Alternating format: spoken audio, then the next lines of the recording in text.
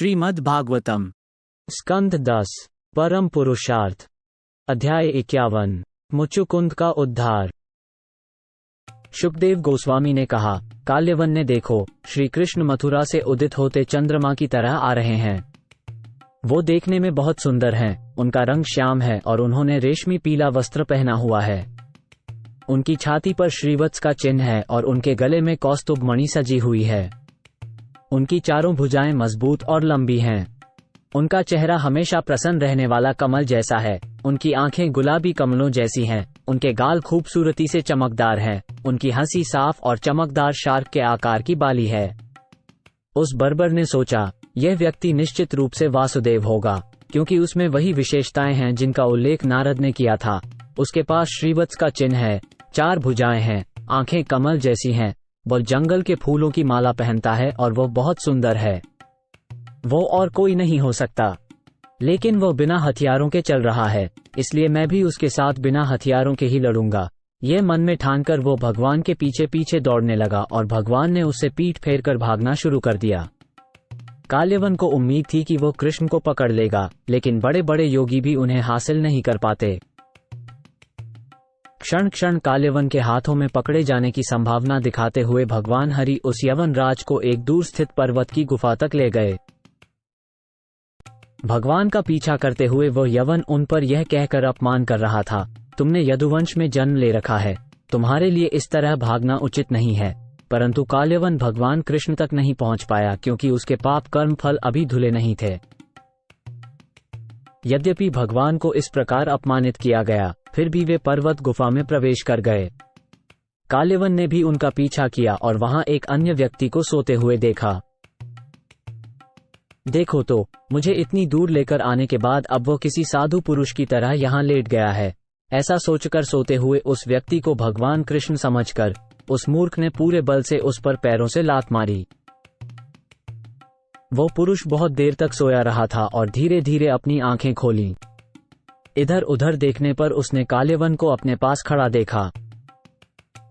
वो जागृत पुरुष अत्यंत क्रोधित था। उसने अपनी दृष्टि काल्यवन पर डाली तो उसके पूरे शरीर से लपटें निकलने लगी। हे राजा परीक्षित, देखते ही देखते काल्यवन क्षण भर में ही जलकर राख हो गया। राजा परीक्षित बोले, हे ब्राह्मण, वो व्यक्ति कौन था? वो किस वंश में उत्पन्न हुआ था और उसकी शक्तियां क्या थीं? मलेच्छों को मार गिराने वाला वो व्यक्ति गुफा में क्यों सो रहा था और उसके माता पिता कौन थे? शुकदेव गोस्वामी ने कहा, इक्ष्वाकु राजवंश में माधाता के पुत्र के रूप में जन्मे महापुरुष का नाम मुचुकुंद था। वो ब्राह्मणी संस्कृति का पालन करने वाला तथा युद्ध में अपने व्रत का दृढ़ अनुयायी था। देवताओं को राक्षस सता रहे थे, तब देवताओं ने उनसे मदद की प्रार्थना की। मुचुकुंद ने लंबे समय तक उनकी रक्षा की।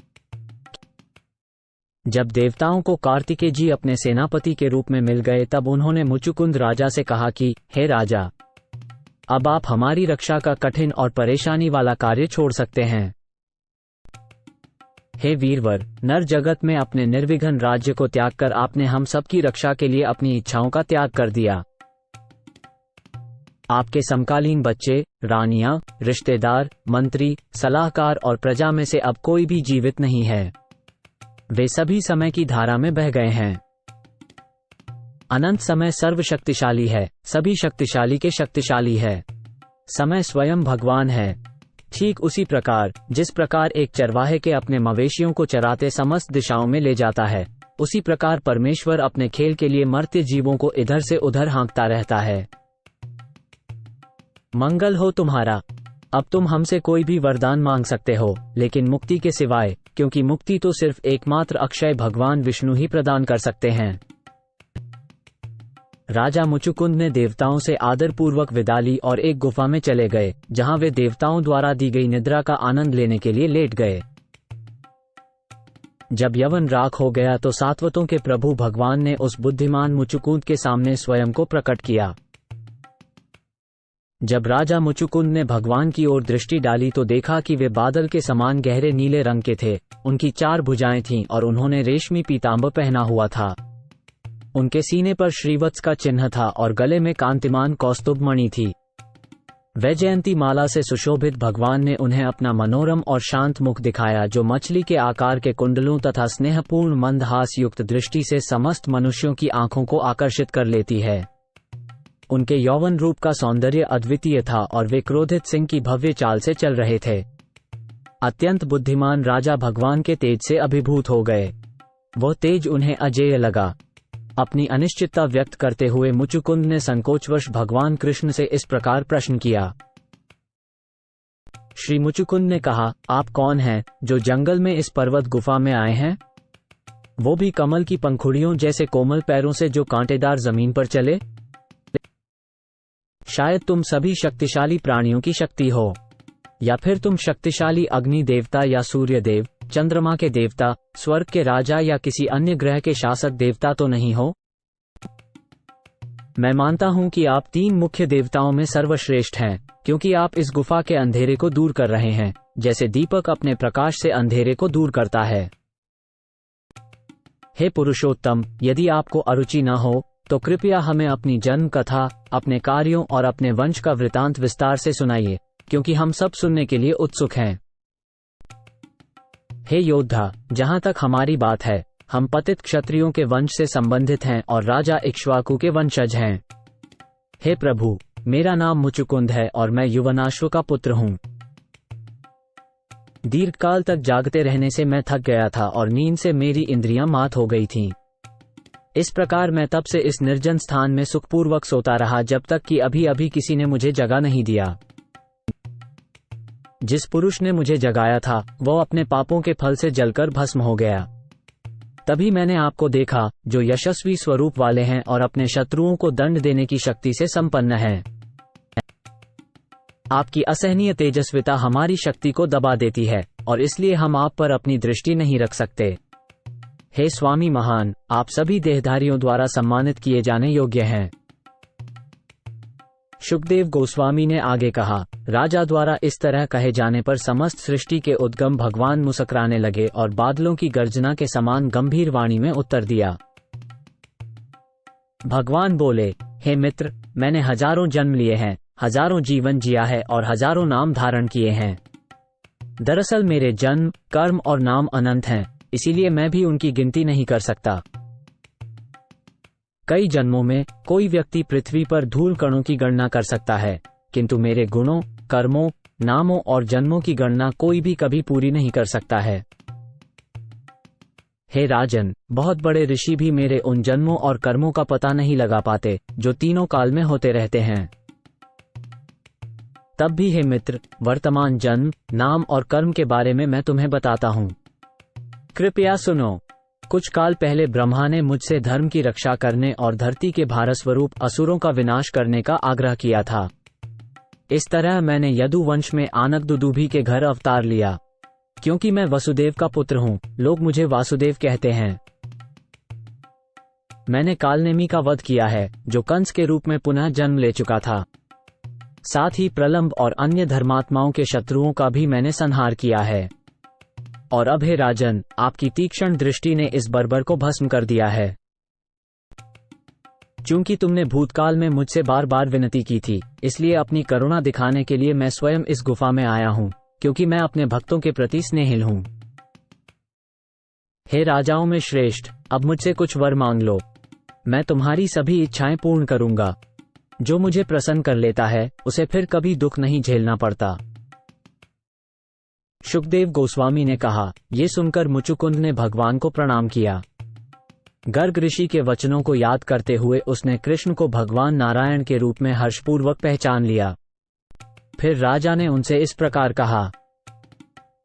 श्री मुचुकुंद ने कहा, हे प्रभु, इस जगत के प्राणी पुरुष और स्त्री दोनों आपकी माया शक्ति में फंसे हुए हैं। वे अपने असली लाभ से अनजान रहते हैं और आपको नहीं पूजा करते, बल्कि खुद को परिवार के मामलों में उलझाकर सुख की तलाश करते हैं, जो वास्तव में दुखों का मूल स्रोत हैं।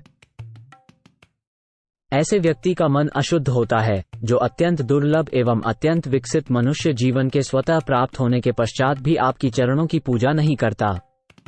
ऐसा व्यक्ति अंधे कुएं में गिरे हुए पशु के समान भौतिक घरबार रूपी अंधकार में गिर जाता है।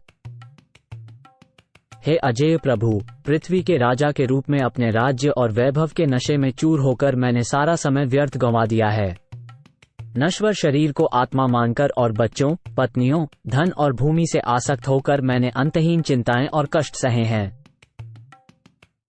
इस भ्रांतिपूर्ण अभिमान के साथ मैंने अपनी पहचान शरीर से जोड़ ली, जो कि भौतिक पदार्थ है, बिल्कुल घड़े या दीवार की तरह।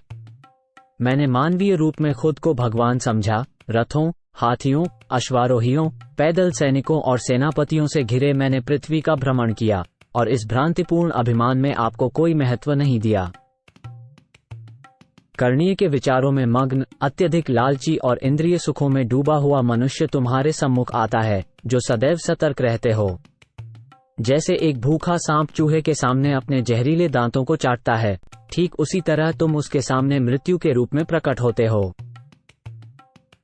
जो शरीर पहले भयानक हाथियों या सोने से सजाए हुए रथों पर सवार होता है और राजा के नाम से जाना जाता है, वही बाद में आपके अजेय काल शक्ति के कारण मल, कृमि या भस्म कहलाता है। दिशाओं के सभी चक्रों पर विजय प्राप्त करने और इस प्रकार युद्ध से मुक्त होने के बाद एक पुरुष शानदार राज सिंहासन पर बैठता है और उन नेताओं से प्रशंसा प्राप्त करता है जो कभी उसके बराबर थे। परंतु जब वो स्त्रियों के कक्ष में प्रवेश करता है, जहां संभोग सुख पाया जाता है, तो हे प्रभु, उसे एक पालतू जानवर की तरह इधर उधर घुमाया जाता है। ऐसा राजा जो पहले से ही प्राप्त शक्ति से भी अधिक शक्ति चाहता है, वह तपस्या करके तथा इंद्रिय भोगों का त्याग करके कठोरता से अपने कर्तव्यों का पालन करता है। किंतु जिसके वेग, इच्छाएं इस तरह प्रबल होते हैं कि वह ये सोचता है कि मैं स्वतंत्र और सर्वोच्च हूँ, वो कभी भी सुख प्राप्त नहीं कर पाता। हे अच्युत, जब भटकने वाली आत्मा का भौतिक जीवन समाप्त हो जाता है, तो वो आपके प्रिय भक्तों का संग पा सकता है, और जब वो उनकी संगति करता है, तो उसके अंदर उन भक्तों के लक्ष्य के प्रति भक्ति जागती है, जो समस्त कारणों और उनके प्रभावों के स्वामी हैं। हे प्रभु, मुझे लगता है कि आपने मुझ पर दया की है कि मेरे राज्य से मेरा लगाव अपने आप खत्म हो गया है। ऐसी आजादी विशाल साम्राज्यों के साधु शासक मांगते हैं, जो संन्यास लेकर जंगल में अकेले रहना चाहते हैं। हे सर्वशक्तिशाली, मैं तुम्हारे चरण कमलों की सेवा के सिवाय किसी भी अन्य वर की इच्छा नहीं करता, क्योंकि यह वर उन लोगों द्वारा उत्सुकतापूर्वक चाहा जाता है जो भौतिक इच्छाओं से मुक्त हैं। हे हरि, ऐसा कौन प्रबुद्ध व्यक्ति होगा जो मुक्तिदाता अर्थात आपकी पूजा करते हुए ऐसा वर चुनेगा जो उसका ही बंधन बने? इसलिए हे प्रभु, उन सभी भौतिक इच्छाओं को त्याग कर जो रज, तम और सत्व गुणों से बांधी हुई हैं, मैं आप पूर्ण पुरुषोत्तम भगवान से शरण लेने के लिए प्रार्थना कर रहा हूँ। आप सांसारिक उपाधियों से ढके हुए नहीं हैं, बल्कि आप शुद्ध ज्ञान से पूर्ण और भौतिक गुणों से परे परम सत्य हैं। इतने लंबे समय से मैं इस दुनिया की परेशानियों से पीड़ित रहा हूं और विलाप से जलता रहा हूं। मेरे 6 शत्रु कभी भी तृप्त नहीं होते और मुझे शांति नहीं मिल पाती है। इसलिए हे आश्रयदाता, हे परमात्मा, मेरी रक्षा करें। हे प्रभु, सौभाग्य से इतने संकट के बीच मैं आपके चरण कमलों तक पहुंच गया हूं, जो सत्य के स्वरूप हैं और जो निर्भय और शोक रहित बनाते हैं। भगवान ने कहा, हे सम्राट, महान शासक, तुम्हारा मन शुद्ध एवं समर्थ है। यद्यपि मैंने तुम्हें वरदानों के साथ लुभाने का प्रयास किया, परंतु तुम्हारा मन भौतिक इच्छाओं के अधीन नहीं हुआ। ये जान लो कि मैंने तुम्हें वरदान देकर ये सिद्ध करने के लिए बहकाया था कि तुम धोखे में नहीं आ सकते। मेरे शुद्ध भक्तों की बुद्धि कभी भी सांसारिक आशीर्वाद से डगमगाती नहीं है। प्राणायाम जैसे अभ्यासों में लगे ऐसे अभक्तजनों के मन कभी सांसारिक इच्छाओं से पूरी तरह से शुद्ध नहीं होते। इस तरह हे राजन, उनके मन में सांसारिक इच्छाओं का फिर से उभरना देखा गया है। अपना मन मुझ में डुबोकर तू अपनी इच्छा के अनुसार पृथ्वी पर भ्रमण कर। मुझ में तेरी ऐसी अचल भक्ति सदा बनी रहे। चूंकि तुमने एक क्षत्रिय के रूप में अपने कर्तव्यों का पालन किया है, जिसमें शिकार करना और अन्य आवश्यक कार्य भी शामिल हैं, जिसके चलते तुम्हें जीवों की हत्या करनी पड़ी, इसलिए अब तुम्हें मेरे प्रति पूर्ण समर्पण के साथ सावधानी पूर्वक तपस्या करनी चाहिए और इस प्रकार अपने द्वारा किए गए पापों से मुक्ति प्राप्त करनी चाहिए।